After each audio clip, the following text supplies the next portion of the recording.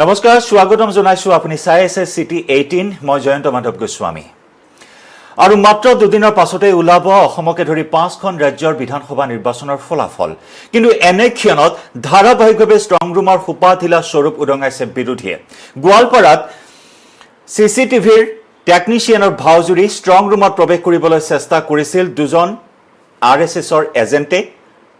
আৰু ষ্ট্ৰং ৰুমত প্ৰৱেশৰ চেষ্টা চলোৱাৰ সময়তে ধৰা পেলালে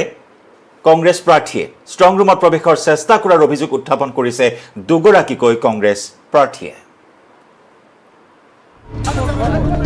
কিমান ষ্ট্ৰং ৰুম কোন সোমাল গোৱালপাৰাৰ ষ্ট্ৰং ৰুমত আৰএছএছৰ এজেণ্টসমূহৰ অভিযোগ কংগ্ৰেছ প্ৰাৰ্থীৰ ইভিএম হেক কৰাৰ প্ৰচেষ্টা চৰকাৰ প্ৰশাসন আৰু নিৰাপত্তাৰক্ষী জড়িত থকাৰ অভিযোগ পূব গোৱালপাৰা সমষ্টিৰ কংগ্ৰেছ প্ৰাৰ্থী আবুল কালাম ৰছিদ আলমৰ দুঘাৰক টোটেলি প্ৰশাসন বিজেপি চিচিটিভি লগোৱা যিকেইজন ব্যক্তি আছে আইডেণ্টিটি কাৰ্ড দিছে উইদাউট এড্ৰেছ ডিচি অফিচৰ পৰা আৰু সহি কৰিছে এইটো কেনেকৈ হ'ব পাৰে টোটেলি এইকেইজন আৰএছএছৰ মানুহ ইয়াতে লগাই দিয়া হৈছে পুলিচ প্ৰশাসনে ইয়াতে জড়িত হৈ আছে এডমিনিষ্ট্ৰেশ্যন জড়িত প্ৰত্যেক চিআৰপি চব টিম জড়িত হৈ আছে ইয়াতে এই প্ৰশাসন কি ইউনিটেল নেকি বিজেপিৰ নহয় সৰ্বানন্দ সোণোৱাল প্ৰশাসন নহয় নেকি পুলিচ প্ৰশাসন কাৰ এইটো চব মিলি ভাগত কিন্তু কিয় এই অভিযোগ দিব লগা হ'ল ৰছিদ আলমে ইয়াৰ আঁৰত আছে কংগ্ৰেছ প্ৰাৰ্থী আব্দুৰ ৰছিদ আলমৰ আন এক অভিযোগ গোৱালপাৰাৰ ষ্ট্ৰং ৰুমত চিচিটিভিৰ বিসংগতি হোৱাৰ তথ্য পোহৰলৈ আনিছিল পশ্চিম গোৱালপাৰা সমষ্টিৰ প্ৰাৰ্থীগৰাকীয়ে তাৰ পাছতে চিচিটিভি মেৰামতি কৰিবলৈ ষ্ট্ৰং ৰুমত প্ৰৱেশ কৰিব খুজিছিল তিনি যুৱকে কিন্তু যুৱক তিনিজনৰ পৰিচয় পত্ৰত ঠিকনা নেদেখি বাধা দিলে ষ্ট্ৰং ৰুমৰ পহৰাত নিয়োজিত কংগ্ৰেছৰ এজেণ্টে সোধা পোছাত তিনিওজনে চালে বেৰে কোবোৱা উত্তৰ দিয়াৰ অভিযোগ কংগ্ৰেছৰ ঠিকনা উল্লেখ নকৰাকৈ উপায়ুক্ত কাৰ্যালয়ে পৰিচয় পত্ৰ মুকলি কৰি দিয়াৰ অভিযোগত উত্তাল হ'ল গোৱালপাৰাৰ ষ্ট্ৰং ৰুম অফিচাৰ বা কাৰোবাৰ ব্যক্তিগত নিয়ন্ত্ৰণত যিটো মনিটৰ ৰখা হৈছে ব্যৱস্থা কৰা হৈছে তাত সন্দেহ উপজি সেই অপাৰেটৰসকলক সোধা তেওঁলোকৰ পৰিচয় সোধা হৈছিল তেওঁলোকৰ আই কাৰ্ড চোৱা হৈছিল আই কাৰ্ডত দেখা হ'ল যে তেওঁলোকৰ কোনো ঠিকনা নাই আৰু তেওঁলোক যেতিয়া ঠিকনা সোধা যায় কেতিয়াবা কয় ভগৱান কেতিয়াবা কয় গোৱালপাৰা যেতিয়া পাব্লিক উত্তেজিত হয় এতিয়া দেখা গ'ল যে তেওঁলোকে ৰঙিয়া নিউ গুৱাহাটী এনেকুৱাকৈ ঠিকনা কৈ আছে টেকনিচিয়ান তিনিগৰাকীক আৰএছএছ কৰ্মী আখ্যা দিয়া কংগ্ৰেছে আনিলে আৰু বহু গুৰুতৰ অভিযোগ ষ্ট্ৰং ৰুমৰ দুৱাৰত নাই তলা ইচ্ছা কৰিলেই গোৱালপাৰা মহাবিদ্যালয় কৰ্তৃপক্ষই সোমাব পৰাৰ সুৰুঙা আছে ষ্ট্ৰং ৰুমত সেই চাবিটো আছে কলেজ কৰ্তৃপক্ষৰ হাতত ইচ্ছা কৰিলে তেওঁ সেইটো খুলি একদম ডাইৰেক্ট ষ্ট্ৰং ৰুমত যাব পাৰিব এনেকুৱাকৈ অপেন কৰি থোৱা হৈছে আৰু মোৰ এগেইনষ্টত যিজন কেণ্ডিডেট তেওঁ এই কলেজৰ প্ৰিন্সিপালহে আছিল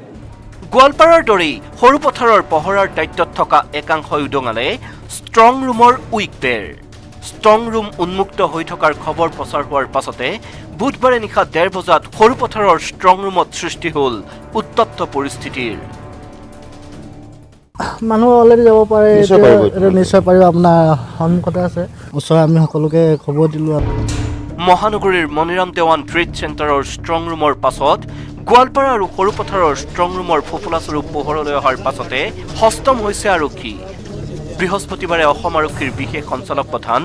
LR বিষ্ণই পৰিদৰ্শন কৰিলে মুছলপুৰ উচ্চতৰ মাধ্যমিক বিদ্যালয়ত স্থাপন কৰা ষ্ট্ৰং ৰুম সুৰক্ষা ব্যৱস্থাৰ লগতে 2 মেৰ ভোট গণনা প্ৰক্ৰিয়াৰ প্ৰস্তুতিৰো বুজ ল'লে আৰক্ষী বিষয়াগৰাকীয়ে পৰ্যাপ্ত পৰিমাণৰ ছিকিউৰিটি পাৰ্চনেল ৰখা হৈছে আৰু প্ৰপাৰলি ছিকিউৰ কৰি ৰখা হৈছে ছাৰজি ইয়াতে আহি তেওঁ কথা ফলাফল ওলোৱালৈ মাজত দুদিন থকা অৱস্থাত ষ্ট্ৰং ৰুমৰ সুৰক্ষা তথা নিৰাপত্তা ব্যৱস্থাৰ এনে ফোপোলা স্বৰূপে সৃষ্টি কৰিছে ৰহস্যৰ bureau report news 18 Assam north east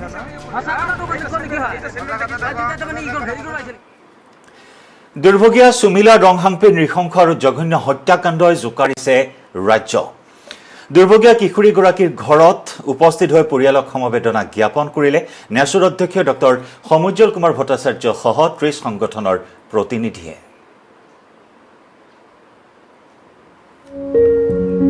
সুমিলা কাণ্ড স্পৰ্শ কৰিছে হৃদয়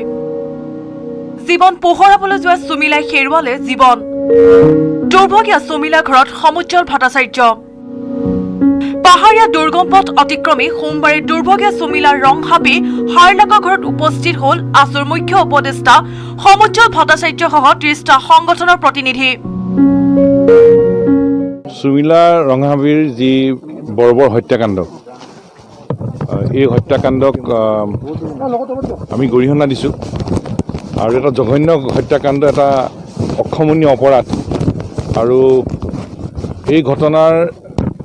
দোষী সকলোকে দৃষ্টান্তমূলক কঠোৰ শাস্তি প্ৰদান কৰিব লাগিব ফাষ্ট ট্ৰেকৰ জৰিয়তে এই গোচৰ চলাব লাগিব আৰু আইনৰ সুৰুঙাৰে যাতে দোষী সাৰি যাব নোৱাৰে তাৰ কাৰণে ফলপ্ৰসূ নিশ্চিত ব্যৱস্থা চৰকাৰে গ্ৰহণ কৰিব লাগিব জঘন্য আৰু নিশংস হত্যাকাণ্ডক একেমুখে গৰিহণা দি সংগঠনকেইটাৰ নেতৃত্বৰ দাবী ফাষ্ট ট্ৰেক আদালতত হ'ব লাগিব বিচাৰ দৃষ্টান্তমূলক শাস্তি হ'বই লাগিব দোষীৰ যে এই হত্যাকাণ্ডৰ বিচাৰ ফাষ্ট ট্ৰেক আদালতত হ'ব লাগিব ক্ষিপ্ৰতাৰে হ'ব লাগিব আৰু দোষীক মানে দৃষ্টান্তমূলক শাস্তি প্ৰদান কৰিব লাগিব দেশৰ আইন অনুযায়ী এই দাবীটো আমি কৰিছোঁ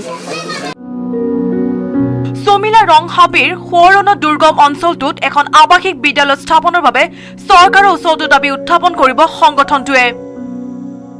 মূল বিষয়টো হ'ল যে এই যে কণ কণ ল'ৰা ছোৱালী যে পঢ়িবলৈ গৈছে পঢ়ি ইয়াত শিক্ষানুষ্ঠানৰ অভাৱ গতিকে প্ৰথম কথা যিসকল কণ কণ ল'ৰা ছোৱালী পঢ়িবলৈ গৈছে যিসকল পৰিয়ালে ভালকৈ ৰাখিছে লালন পালন কৰিছে থাকক তেওঁলোক অসম চৰকাৰ আৰু ডিষ্ট্ৰিক্ট কাউন্সিলে ইয়াত শিক্ষানুষ্ঠান বন্ধ হৈ গৈছে খুলিব লাগে শিক্ষক নাই এজনীয়া শিক্ষকে চলাইছে আৰু শিক্ষক দিয়ক মুঠতে এই অঞ্চলৰ শিক্ষানুষ্ঠানবিলাকত প্ৰয়োজনীয় শিক্ষক দিয়ক আন্তঃগাঁথনি ঠিক কৰক ইফালে চমিলা ৰংহাম্পিৰ হত্যাকাৰী কঠোৰৰ পৰা কঠোৰতম শাস্তি আৰু পৰিয়ালক উচিত ক্ষতিপূৰণৰ দাবীত ৰাজ্যৰ প্ৰান্তে প্ৰান্তে অব্যাহত আছে দল সংগঠনৰ প্ৰতিবাদ শিৱসাগৰৰ শিৱদৌলৰ সন্মুখত প্ৰতিবাদত নামিল অসম ছাত্ৰ যুৱ সন্মিলন অনুসূচিত জাতি ছাত্ৰ সন্থা আৰু মৰিয়া যুৱ ছাত্ৰ সন্থা একেদৰে নুমলীগড়ৰ সমীপৰ কাৰ্বি আংলং জিলাৰ ডেথৰ অঞ্চলৰ কাৰ্বি ষ্টুডেণ্ট এছ'চিয়েশ্যনকে ধৰি বহুকেইটা দল সংগঠন আৰু স্থানীয় ৰাইজে সাব্যস্ত কৰে প্ৰতিবাদ শিক্ষাখণ্ড দুৰৱস্থাৰ বাবে অতি দৰিদ্ৰ পৰিয়ালৰ সন্তান চমিলা ৰংহাম্পিয়ে পঢ়া শুনাৰ লগতে বন কৰা ছোৱালী হিচাপে আছে নগাঁৱৰ ৰহাৰ খাইগড়ত কিন্তু 22 এপ্ৰিলত নিষ্ঠুৰ পৰিয়ালটোৱে জীৱনতে জ্বলাই হত্যা কৰাৰ অভিযোগ দুৰ্ভগীয়া কিশোৰীগৰাকীক খুজাইৰ পৰা প্ৰণৱ শৰ্মা শিৱসাগৰৰ পৰা প্ৰদীপ গগৈ আৰু নুমলীগড়ৰ পৰা প্ৰণৱজ্যোতি শইকীয়াৰ report news 18 Assam north east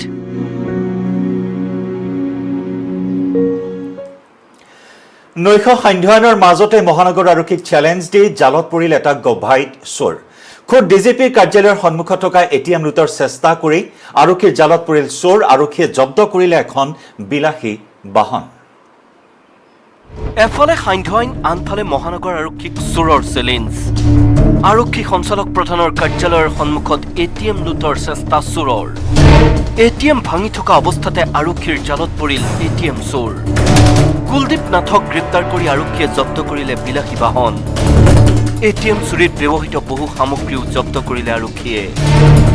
corona আৰু বৰ ভূমিকম্পৰ বাবে জনতা শংকিত হৈ থকাৰ সময়তে মহানগৰীত চোৰৰ অভিযান আৰক্ষীৰ বৰঘৰৰ সন্মুখতে এটিএম লুটৰ চেষ্টা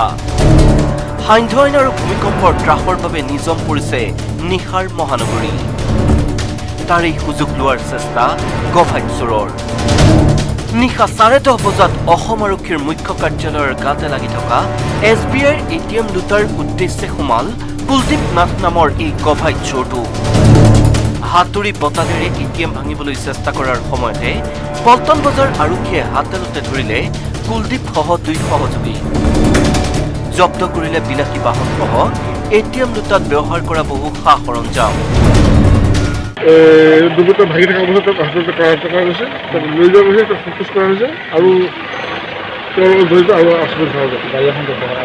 গাড়ী এখন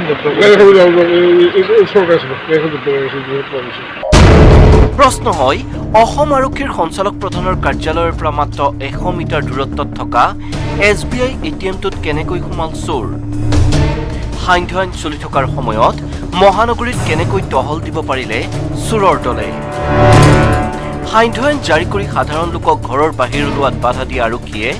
নিয়ন্ত্ৰণ কৰিব পাৰিবনে চোৰ ডকাইতক ভাস্কৰজ্যোতি হাজৰিকাৰ report news 18 Assam north east গুৱাহাটীৰ পৰা উত্তৰ গুৱাহাটীৰ মাজত চলাচল কৰা জাহাজৰ মাজত নাই যাত্ৰীসকলৰ মাজত নাই কোনো সামাজিক দূৰত্ব নাই কোনো কোভিড বিধি ঠেলা হেঁচা কৰি ব্ৰহ্মপুত্ৰ পাৰ হ'বলৈ যাত্ৰীসকলে হেতা ওপৰা লগাই জাহাজ ঘাটত আৰু শ শ যাত্ৰীয়ে এনেদৰে কোভিড বিধিক যেন উপলুঙা কৰিছে গুৱাহাটীৰ জাহাজ ঘাটত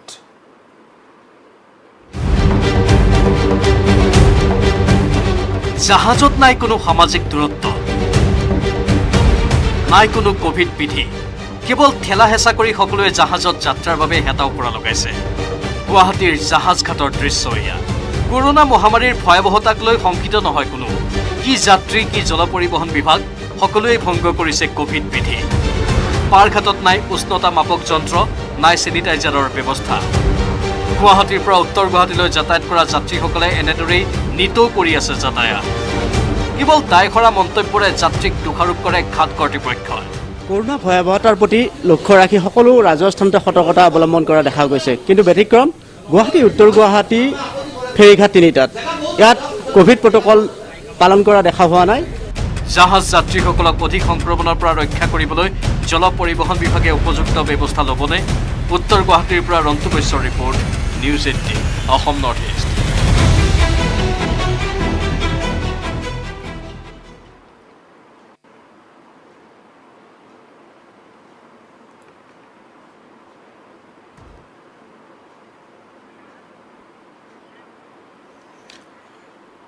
আৰু এইখিনি মুহূৰ্তৰ গুৰুত্বপূৰ্ণ খবৰ সেয়া হ'ল যে অহা 2 মেলৈ মাজত মাত্ৰ কেইটামান ক্ষণ বাকী আৰু 2 মেত ফলাফল ঘোষণা কৰা হ'ব আৰু সমাপ্ত হ'ল যেহেতু 5খন ৰাজ্যৰ ভোট গ্ৰহণ প্ৰক্ৰিয়া সমাপ্ত হ'ল 5খনকৈ ৰাজ্যত বিশেষকৈ পশ্চিমবংগত 8ম পৰ্যায়ৰ ভোট গ্ৰহণ সমাপ্ত হোৱাৰ পাছতে এতিয়া অপেক্ষা ভোট গণনালৈ 2 মেত অনুষ্ঠিত হ'ব ভোট গণনা আৰু ভোট গণনাৰ পূৰ্বে আজি 6 বজাৰ পাছত প্ৰকাশ পাব এক্সিট পল দেশৰ কেইবাটাও আগশাৰীৰ নিউজ চেনেল আৰু প্ৰতিষ্ঠানে সৰজমিন তদন্তৰ সমীক্ষাৰ ভিত্তিত আগতীয়াকৈ সম্ভাৱ্য ফলাফল ঘোষণা কৰিব যদিও এক্সিট পলৰ ফলাফলে সকলো সময়তে সত্য প্ৰমাণিত নহয় তথাপি এক্সিট পলক লৈ অধীৰ আগ্ৰহেৰে বাট চাই থাকে ৰাজনৈতিক দল তথা সচেতন ভোটাৰে উল্লেখযোগ্য যে আজি সন্ধিয়া 6 বজাৰ পাছত অসমকে ধৰি পশ্চিমবংগত তামিলনাডু কেৰালা আৰু পুডুচেৰীৰ সম্ভাৱ্য নিৰ্বাচনী ফলাফল প্ৰকাশ পাব নিউজ 18 অসম নৰ্থ ইষ্টেও এক্সিট পলৰ তথ্যসহ বস্তুনিষ্ঠ আলোচনা আগবঢ়াব ক্ষন্তেক পাছতে 2 মেত নিৰ্বাচনী ফলাফল ঘোষণা কৰা হ'ব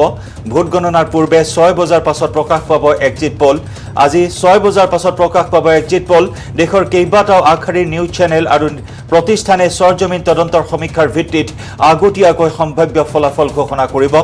যদিও এক্সিট পলৰ ফলাফলে সকলো সময়তে সত্য প্ৰমাণিত নহয় তথাপি এক্সিট পলক লৈ অধীৰ আগ্ৰহেৰে বাট চাই থাকে ৰাজনৈতিক দল আৰু সচেতন ভোটাৰ উল্লেখযোগ্য যে আজি সন্ধিয়া 6 বজাৰ পাছত অসমকে ধৰি পশ্চিমবংগত তামিলনাডু কেৰালা আৰু পুডুচেৰীৰ সম্ভাৱ্য নিৰ্বাচনী ফলাফল প্ৰকাশ পাব নিউজ 18 এক্সিট পলৰ তথ্যসহ বস্তুনিষ্ঠ আলোচনা আগবঢ়াব ক্ষন্তেক পাছতে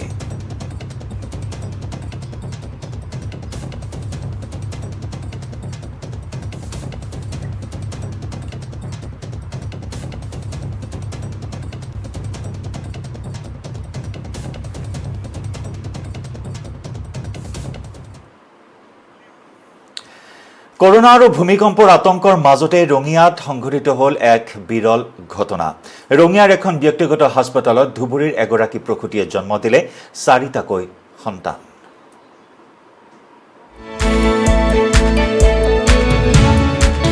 এখন চিকিৎসালয়ত আনন্দ চিকিৎসক নাৰ্ছকে ধৰি সকলো আনন্দত আত্মহাৰা এজন চিকিৎসকৰ প্ৰচেষ্টাত সফল হ'ল এক বিৰল অস্ত্ৰোপচাৰ বিৰল অস্ত্ৰোপচাৰৰ সাক্ষী হৈ ৰল চিকিৎসালয়খনৰ সমূহ কৰ্মচাৰী আৰু চিকিৎসাকৰ্মী চিকিৎসালয়খনত এগৰাকী মহিলাই জন্ম দিয়ে 4টাকৈ সন্তান ৰাজ্যজুৰি ভূমিকম্পৰ জোকাৰণি আৰু কৰোনাতংকৰ মাজতে প্ৰসূতিগৰাকীয়ে জন্ম দিলে 2টি কন্যা সন্তান আৰু 2টি পুত্ৰ সন্তান তাৰ বাবে আমি আজি ষষ্ঠী হস্পিটেল পৰিয়ালবৰ্গ খুব আনন্দিত অনুভৱ কৰিছোঁ আৰু মই ষষ্ঠী হস্পিটেল পৰিয়ালবৰ্গৰ হৈ সেই পৰিয়ালটিক বহুত শুভেচ্ছা জ্ঞাপন কৰিছোঁ ৰঙিয়া ষষ্ঠী হাস্পতালৰ জ্যেষ্ঠ চিকিৎসক হিতেন্দ্ৰ কলিতাৰ তত্বাৱধানত ধুবুৰী এই প্ৰসূতিগৰাকীয়ে দীৰ্ঘদিন ধৰি চিকিৎসা গ্ৰহণ কৰি আহিছিল চিকিৎসালয়খনত প্ৰথমবাৰৰ বাবে এই বিৰল অস্ত্ৰোপচাৰ সফল হোৱাত সুখী সকলো 4টা সন্তান জন্ম দিব বুলি জনা নাছিল মহিলাগৰাকীৰ স্বামীও পত্নীৰ লগতে সন্তান 4টাও সুস্থ বুলি জানিব পাৰি উৎফুল্লিত স্বামী। শখ হৈছোঁ, তথাপিও মোৰ বৰ ভাল লাগিছে। 4টা সন্তান হৈছে মোৰ, 2টা ল'ৰা আৰু 2টা ছোৱালী। মই মানে বিৰাট হেপী। ৰঙিয়াৰ পৰা Inamul Islam, news 18 Assam north east.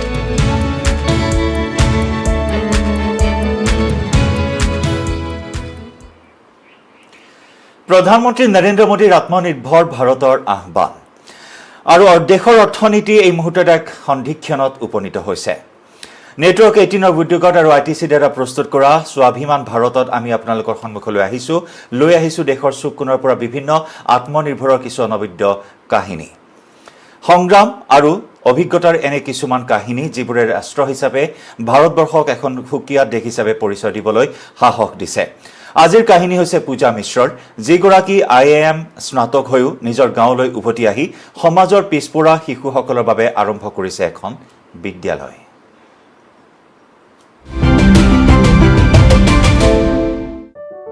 Pooja Mishra originally hails from the small village of Purasi in UP's Raebareli district. She graduated in engineering, studied at IIM Calcutta, and went on to work in the United States with Infosys for almost 6 years.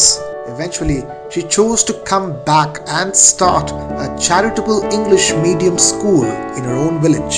After my MBA, my batchmates were moving to Singapore, Hong Kong, and I moved back to this small village in Raebareli district and started the school. And it was mainly with the intention of coming back to my roots, giving back to the society, and maybe through my efforts give some children, if not all, an opportunity for a better life. Gurukul Public School initially began with just 28 children on board. Today, the school is providing free education to hundreds of children from underprivileged rural communities. The school's model not only makes quality education accessible to these children, but also opens their horizons to global opportunities through the mentors, all of whom are IIM and IIT graduates. Pooja Mishra's Gurukul is a shining example of a Swabhiman Bharat. আপুনি চাই আছে City 18। ডিব্ৰুগড়ত আলফা স্বাধীনৰ নেতা জীৱন মৰাণ। ডিমাপুৰৰ পৰা ডিব্ৰুগড়লৈ অনা হয় মৰাণক। ডিব্ৰুগড়ত উপস্থিত হয় জীৱন মৰাণ। আজি ডিমাপুৰৰ পৰা ডিব্ৰুগড়লৈ অনা হয় জীৱন মৰাণক। সম্প্ৰতি ডিব্ৰুগড় আৰক্ষীৰ জিম্মাত আছে জীৱন মৰাণ। ডিব্ৰুগড় আৰক্ষী ছাউনীৰ অতিথিশালাত আছে মৰাণ। আজি আনুষ্ঠানিকভাৱে আত্মসমৰ্পণৰ সম্ভাৱনা আছে জীৱন মৰাণৰ। অসুস্থতাৰ বাবে আলফা স্বাধীনে অব্যাহতি দিছিল জীৱন মৰাণক। অৰুণাচলৰ তিৰাপ জিলাৰ ৰাজুত প্ৰথমে সেনাই জিম্মাত লয় জীৱন মৰাণক। প্ৰথমে ডিমাপুৰৰ 3rd ক্ৰপছ ৰেজিমেণ্টৰ মুখ্য কাৰ্যালয়লৈ নিয়া হয় মৰাণক। ডিমাপুৰৰ পৰা পোনে পোনে ডিব্ৰুগড়লৈ অনা হয় জীৱন মৰাণক।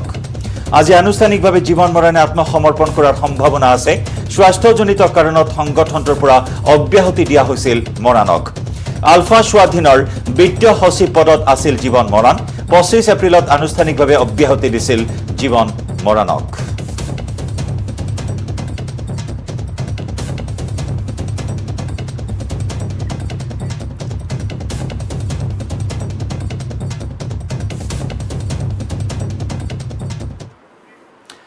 আৰু ইফালে বঙাইগাঁৱত আলফা স্বাধীন আৰু সেনাৰ মাজত সংঘৰ্ষ। বঙাইগাঁৱৰ মানিকপুৰত সংঘটিত হয় আলফা স্বাধীন আৰু সেনাৰ মাজত সংঘৰ্ষ। পুৱতি নিশা সেনাই আলফাৰ বিৰুদ্ধে চলাই এই অভিযান আৰু এই অভিযান কালত দুই পক্ষৰ মাজত সংঘৰ্ষৰ সূত্ৰপাত। সেনাৰ গুলীত নিহত হয় আলফা স্বাধীনৰ উপসেনাধ্যক্ষ। নিহত হয় আলফা স্বাধীনৰ উপসেনাধ্যক্ষ দীপেন হাউদ। দৃষ্টি ৰাজ খোৱাৰ স্থানত স্থলাভিষিক্ত কৰা হৈছিল হাউদক। সেনাৰ হাতত বন্দী হয় আন এজন আলফা স্বাধীনৰ কেডাৰ। ধৃত আলফা স্বাধীনৰ সদস্যজনৰ নাম হৈছে পদুম ৰায়।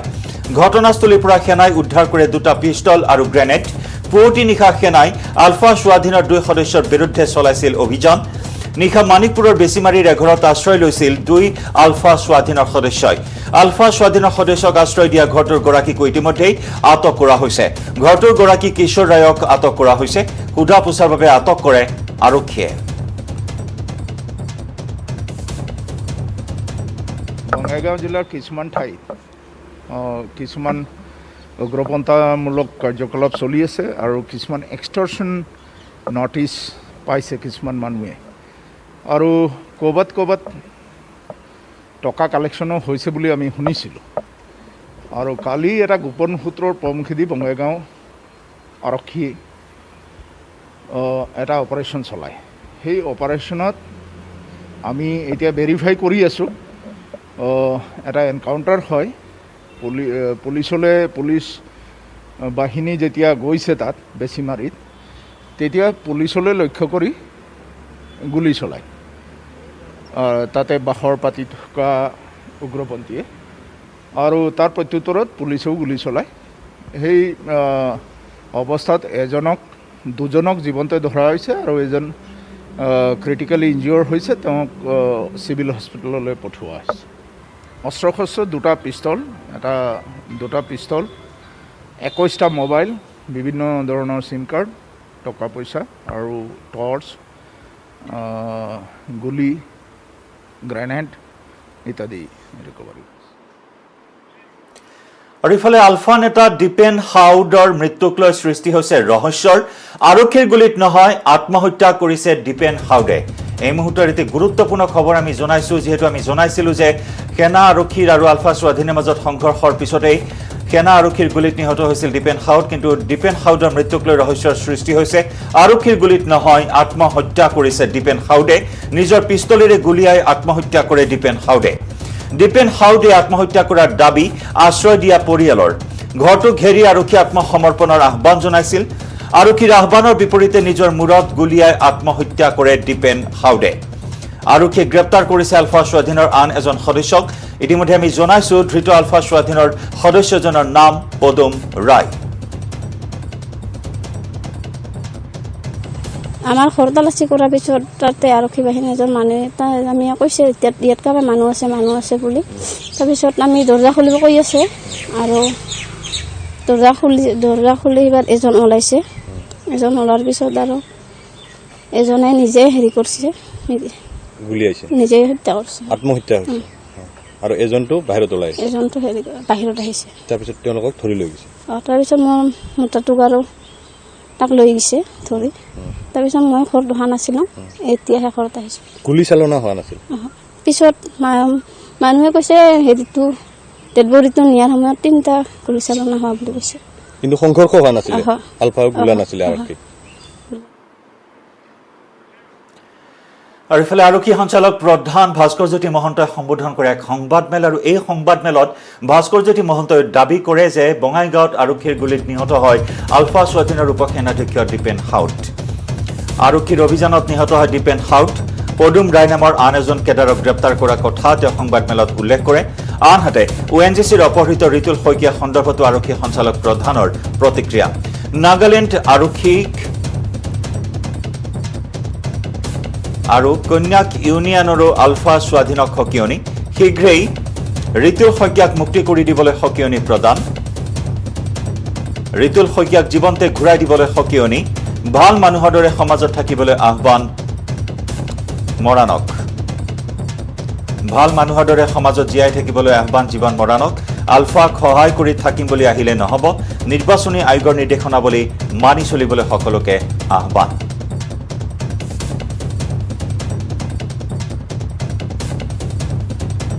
আজি পুৱা সময়ত একেবাৰে পুৱতি নিশা আমাৰ অসম পুলিচৰ এটা বিশেষ ইণ্টেলিজেঞ্চ আছিলে সেইটোৰ ওপৰত ভিত্তি কৰি বঙাইগাঁও পুলিচৰ ফালৰ পৰা এটা অভিযান চলোৱা হৈছিলে তাত এজন আলফাৰ জ্যেষ্ঠ নেতা চেল্ফ ষ্টাইল কৰ্ণেল দীপেন হাউদ তেওঁৰ নাম তেওঁ প্ৰাণহানি হৈছে আৰু লগতে তেওঁৰ যিজন পাৰ্চনেল ছিকিউৰিটি মানে তেওঁৰ গানমেন বুলি কোৱা হয় তেওঁ কৰায়ত্ব হৈছে ONGC এমপ্লয়ী বৰ্তমান আলফাৰ হেফাজতত আছে তেওঁৰ উদ্ধাৰৰ কাৰণে অভিযান আমাৰ চলি আছে আমাৰ খবৰৰ মতে আমি লোকেশ্যন পাই আছোঁ আমি গ্ৰুপটোৰ আৰু আমি তাত কন্যাক ইউনিয়ন সেই এৰিয়াটো যিটো এৰিয়াত তেওঁলোক আবদ্ধ হৈ আছে ঠিক অসম নাগালেণ্ড ম্যানমাৰ ঠিক বৰ্ডাৰ মানিয়াকচু নামৰ এটা জেগা আছে ফাইনেল পইণ্টটো তাৰ আগত তেখেতলোক আবদ্ধ হৈ আছে আৰু তাত আমি আছাম ৰাইফলছ নাগালেণ্ড পুলিচ এসকলৰ লগত সমন্বয়ৰ যোগেদি আমি গোটেই খবৰা খবৰিখিনি কৰি আছোঁ। বিশ্বনাথৰ বৰগাঙৰ বৰবিল চাহ বাগিচাত 1998 চনতে স্থাপন কৰা কালী মন্দিৰৰ পূজাত অংশগ্ৰহণ মন্ত্ৰী হিমন্ত বিশ্ব শৰ্মাৰ আৰু শীঘ্ৰেই কোভিডৰ গ্ৰাসৰ পৰা দেশবাসী মুক্ত হোৱা তথা অসমলৈ শান্তি উভতি অহাৰ কামনাৰে বৰগাঙৰ কালী মন্দিৰত সেৱা জনাই মন্ত্ৰী হিমন্ত বিশ্ব শৰ্মাই। আনহাতে ভূমিকম্পৰ ফলত ক্ষতিগ্ৰস্ত হয় মন্ত্ৰী হিমন্ত বিশ্ব শৰ্মাৰ বাসগৃহ। মহানগৰীৰ প্ৰতি ঘৰ মানুহৰে সৰু সুৰাকৈ হলে ক্ষতি হৈছে বুলি উল্লেখ কৰে মন্ত্ৰীগৰাকীয়ে। পূজাৰ অন্তত সাংবাদিকৰে হোৱা কথা বতৰাত মন্ত্ৰীগৰাকীয়ে কয়, নিৰ্বাচনৰ ফলাফলক লৈ একো সন্দেহ নাই। ভগৱানে জানে অসমখন কাৰ হাতত সুৰক্ষিত আৰু যোগ্যজনক ভগৱানে আশীৰ্বাদ দিব। 2 তাৰিখে ফলাফল ওলোৱাৰ পিছত সকলো স্পষ্ট হ'ব আৰু ফলাফলৰ আগলৈকে আমি নিজকে প্ৰধানমন্ত্ৰী ৰাষ্ট্ৰপতি বুলি ভাবি থকাটো একো অসুবিধা নাই বুলি ৰিপুণ বৰাক কটাক্ষ কৰে মন্ত্ৰীগৰাকীয়ে। ইফালে কৰোনাৰ প্ৰভাৱ 15 মেৰ ভিতৰত বহুখিনি হাম কাটিব বুলি উল্লেখ কৰে মন্ত্ৰীগৰাকীয়ে। লকডাউনৰ কোনো সম্ভাৱনা নাই বুলি উল্লেখ কৰে মন্ত্ৰী হিমন্ত বিশ্ব শৰ্মাই।